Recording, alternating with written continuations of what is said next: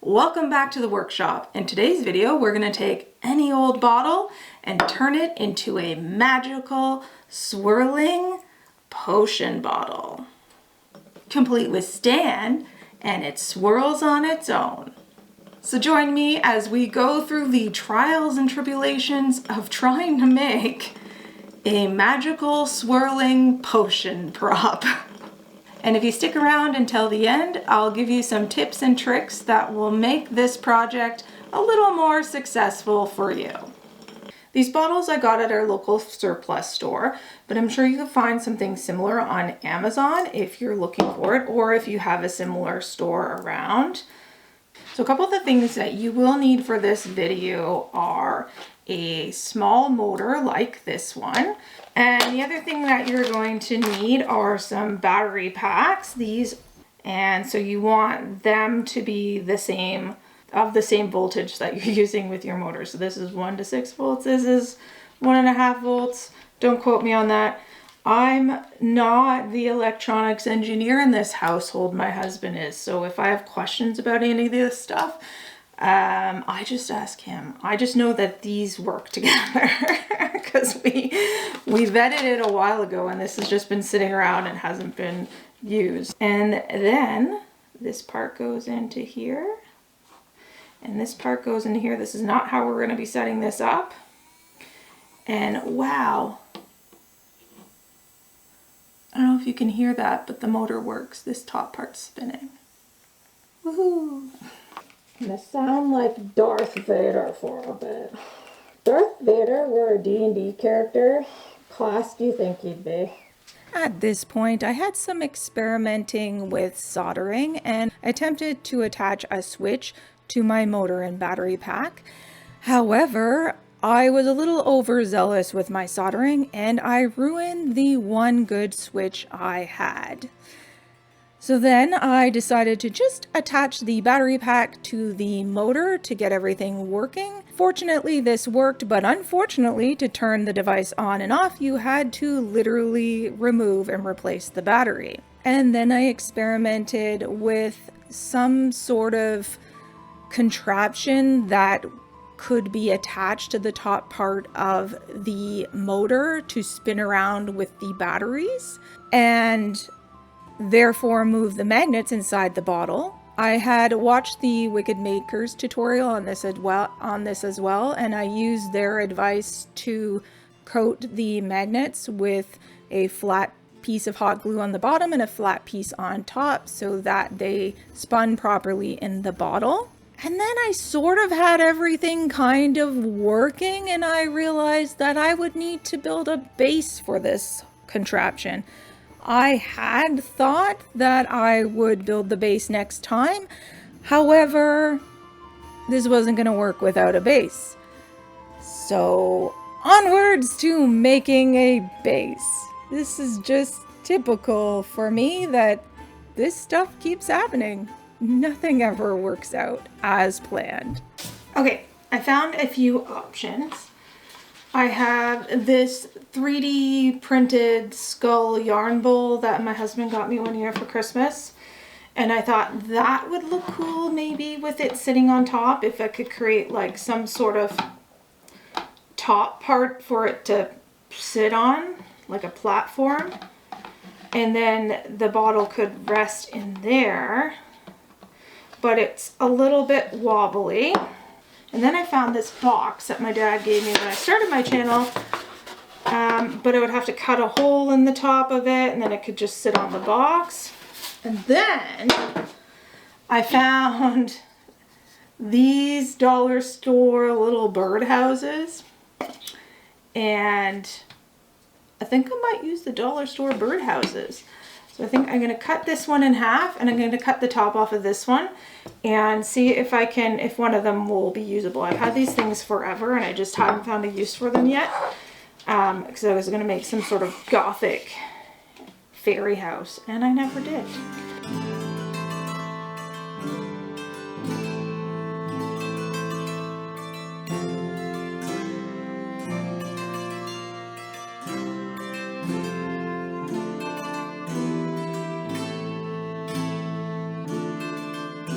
I don't know why I always get paint all over my hands, but I do. So now we have clean hands once again. Yay! And we have our painted little pedestal. I am sort of rushing this because I didn't anticipate having to make a base for this. I just thought I was going to do the potion and leave the base for next time, but we're doing the base today. So this is where I tried to fit everything inside the base. That already had a little hole out of the bottom, so that was working. And I had glued my motor onto a cork because the shaft of the motor came out of the bottom of it, so I needed to build it up a little bit so that it wouldn't just hit the bottom of whatever I was attaching it to. And while I was doing all this, one of the wires popped off my motor, and that made me quite sad.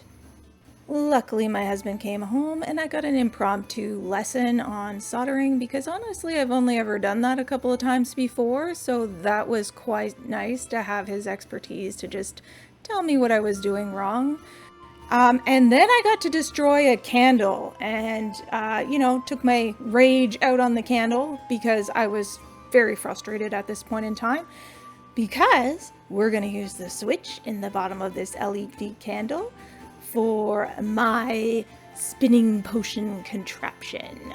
I just have a little eraser in here, and the idea is that if you put two magnets on either side with opposite poles and then put something magnetic in the bottle like a paper clip or part of a paper clip, when this spins, it'll spin the paper clip around the opposite poles of the magnets going around. So that's the whole science and idea behind it.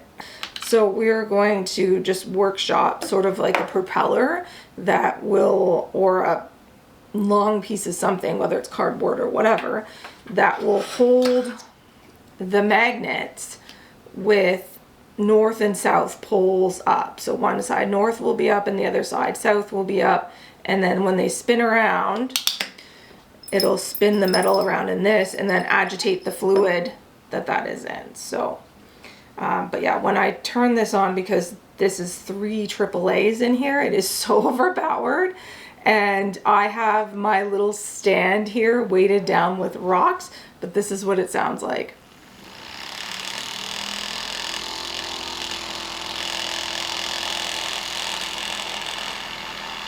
Actually, that's not as bad as it was.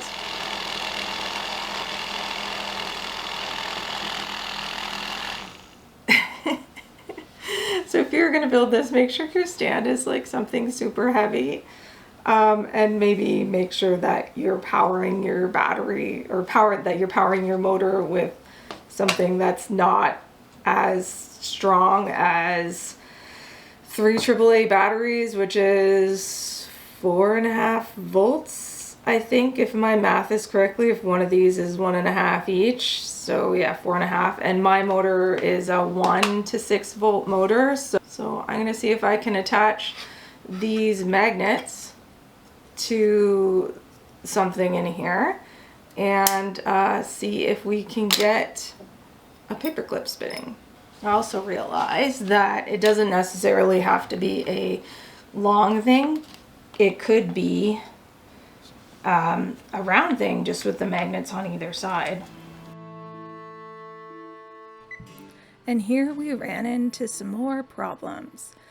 I mixed up a couple of potions to try with water, food coloring, glycerin, and some mica powder. One of them ended up really dark with a gold mica powder, and the other one I made lighter so I could actually see what was happening a little bit better. But when I dropped the paper clip in and put it on the pedestal, nothing happened. So I decided to test to see what was going on. And lo and behold, the paperclip was not moving. And you might be wondering, why a paperclip and not magnets? Well, when we were doing some research for this, I was struggling with getting the magnets moving, and my husband found out that a paperclip might be the better option. So that's what I decided to try. But it didn't work. it's right here and it's not actually moving it. That would explain that. Aha.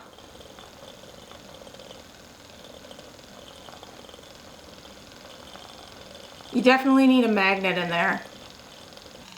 Okay, so it was working with just the water to spin it around, but the glycerin in there is making it harder for it to like spin through the fluid because it has increased the viscosity of it. So what I'm gonna do is take the glycerin out, and I'm gonna try this just with the food coloring and the mica powder and see what that does. Yes! Yes!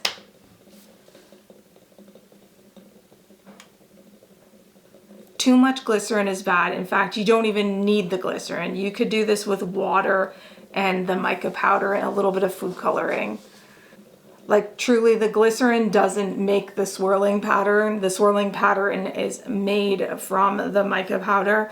The glycerin or alcohol, depending on which one you want to use, is just so that you don't get mold in there. And you're probably going to get mold anyways over time, so. Which reminds me, I should probably check some of the potions I've made in the past. This is cool. This is very exciting. I'm really happy that like I got this working. So a couple points that I learned from doing this project is that if you are choosing motors, get one that has a flat bottom, that your shaft of the motor isn't going all the way through the motor. Mine was, and it ended up sticking out of the bottom, and then I had to build up this base and everything, and it made it just a little bit more complicated. So look for something that looks sort of like this here, okay? And if you can, get like the clips and everything so that you can clip the wires together so you're not soldering or anything like that, and get it, maybe see if you can find a kit that has everything all together in one thing. When you're building your base that goes on to the motor, you will need anywhere from 2 to 4 magnets. If you have an additional magnet, it might help reduce some of the space between where your motor is and the bottle that's coming down, depending on what you have it sitting in. And then for the one that I actually put into the glass, I didn't make it flat on top and flat on the bottom to spin. I literally took the magnets that were flat, and I had 2 of them, 2 smaller ones that I just had there, and I used hot glue and made like a round ball around it so they weren't like bumping against the side of the glass and clinging and clanging all over the place. So it just makes it run a little bit smoother. When you're doing this, use glycerin if you want to, or rubbing alcohol or isopropyl alcohol, usually around like a 70%. Like I said, I think that's from what I've read when I was making my other ones, is to prevent bacteria and things like mold growing inside your sealed little bottle. So for something like this, if you don't seal them, and then you can like easily replace the water every now and then with just food coloring and the glycerin as well, it's not necessarily a permanent prop. But yeah, you can add the glycerin in that. You do not need it. I always thought you needed it for this, but you don't to make this swirling bit. I should test this. This might still have a teensy weensy little bit of glycerin in it. Insert that in here. If I did that and it worked.